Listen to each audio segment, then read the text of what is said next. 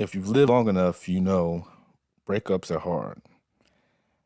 And that goes from relationships to leaving a job to, getting rid of a pet or something like that. But it even translates into sports. And if you watched last night, the Miami Heat powered their way to a 2-0 lead over the Boston Celtics, pretty much negating the entire home court advantage that Boston had. Miami went into Boston, which is a tough place to play, and took home 2 victories. Now they go to Miami, which I'll be there tomorrow, actually, to for work, of course, not for the game, but they go to Miami, where Boston is a pretty good road team. I won't say that, and I'm not writing them completely off. But something that we've seen this playoffs is that the well-oiled machine that we saw last year, that we said was going to come back this year and right the ship, that was them getting to the finals and coming up short against the Golden State Warriors, that ship may have sailed. Of course, they lost a big part of that, which was Ime Udoka, who is now the head coach of the Houston Rockets. He instilled a toughness, I feel, in them that they just have not had with Missoula. And last night kind of reiterated that. They had leads. They had ample opportunities to take home the W. But for some reason, their lack of defense, which is what they built their name on the past couple of years, has just not been what we've come to expect from this Boston Celtics team. And I've done a video on a possible trade between Boston and Golden State, which would send Jaylen Brown and Malcolm Brogdon for Jordan Poole and Andrew Wiggins. And that's looking more and more appealing to me as I watch this Boston Celtics team. There's just something missing. I think that Jaylen Brown and Jason Tatum can't both be alphas at the same time. And it seems like Jaylen Brown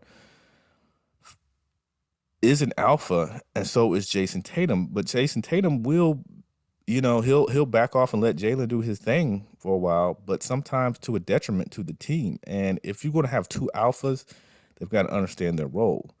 I mean, maybe Jaylen is their 3-quarter guy and Tatum's their 4th-quarter guy. But if Tatum's not in rhythm, as we've seen, he's just not that guy. He can't always take over. We've seen him do it, but there's not a big enough sample size to say, well, he's that guy. He's the closer for this team. And Jaylen Brown sometimes can take a lot of shots.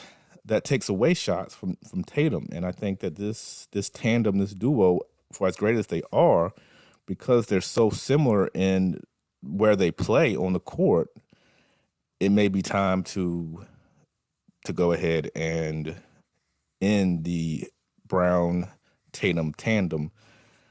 I think what the Boston Celtics need now, and looking at the series, looking at just the whole playoffs, they lost to an Atlanta Hawks team that had no business beating the Boston Celtics at all.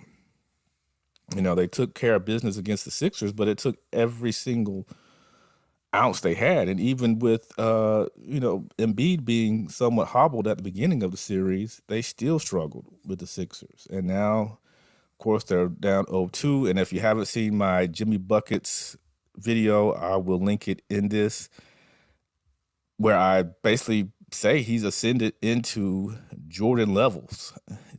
Playoff Jimmy is a replica, a clone of Jordan, it seems, right now, and there's no one that can stop him.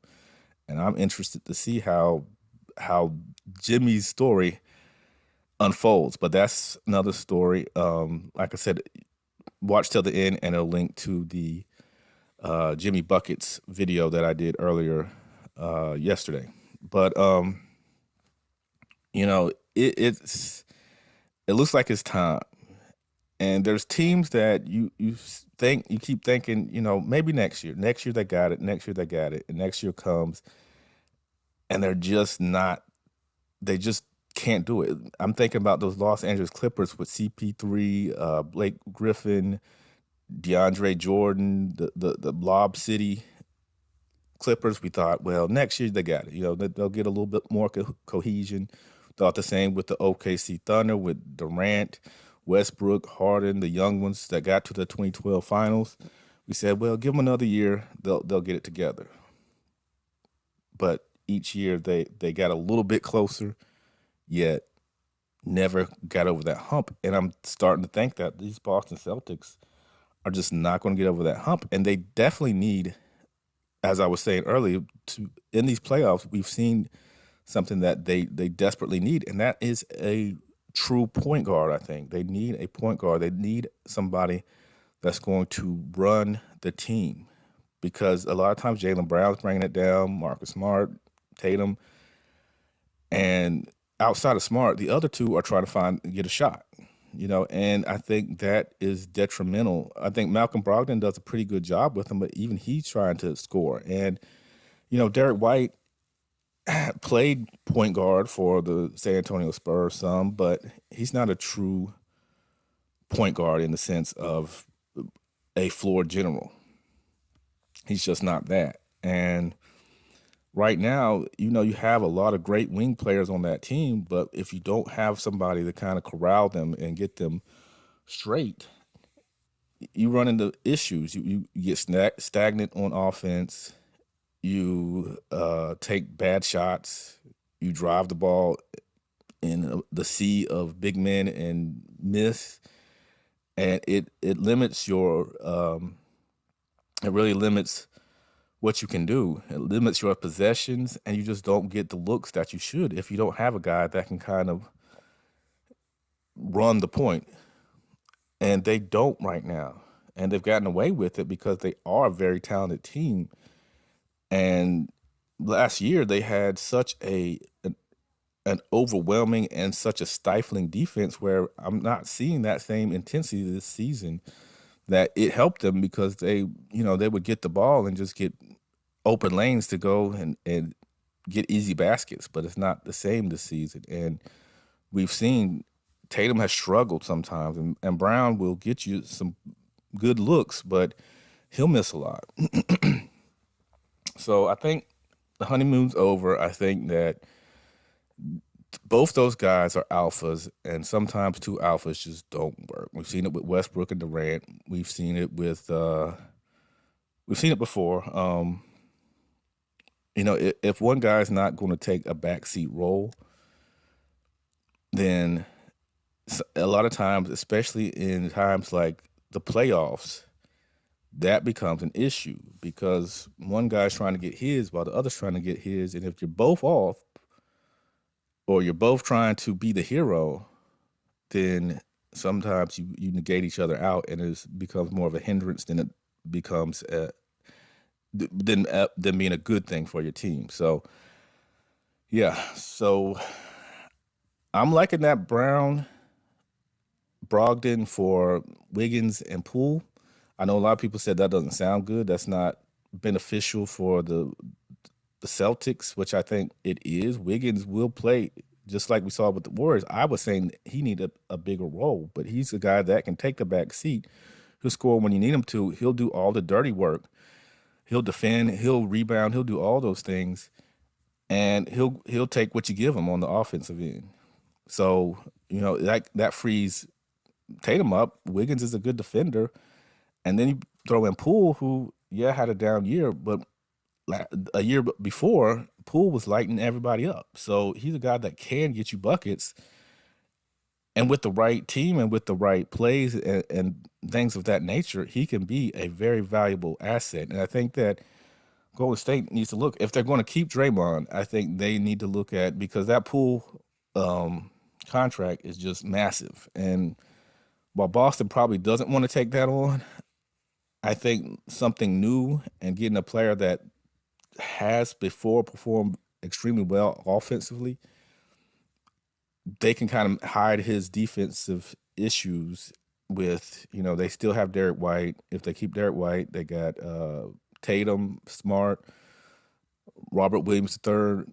Maybe they'll keep Grant Williams. They have some defenders, some guys that can defend, that can, offset Poole's defensive issues. So I think it's time to pull that trigger. I think even if Boston gets past Miami, and I'm starting to lose hope in that, I don't think they're built to beat either team from the Western Conference Finals, either the Los Angeles Lakers or the Denver Nuggets. I just don't think they have it in them. They have the tools to beat either one of those teams. It's just going to be too much. They're small. Their defense just isn't as stifling as it was. I remember they just were just a menace last year, and just this year it's just not the same.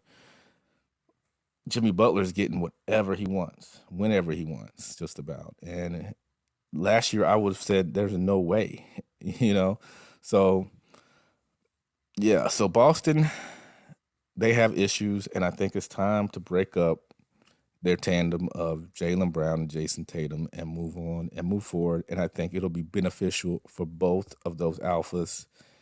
And they'll both, I think, benefit from some fresh teammates and some fresh surroundings in Brown, because Tatum is obviously not on the chopping block. But I think Jaylen Brown is a guy that they'll possibly look at moving, and I think it'll be the best decision that they can do right now. What do you guys think? Let me know in the comments section. Do you think Boston should break it up, even if they get beyond the Eastern Conference Finals, or should they try to stay put, maybe put some new pieces around those two, and maybe that'll help? Let me know in the comments section, and thank you. Please like and subscribe also. It only helps the channel. Appreciate you guys.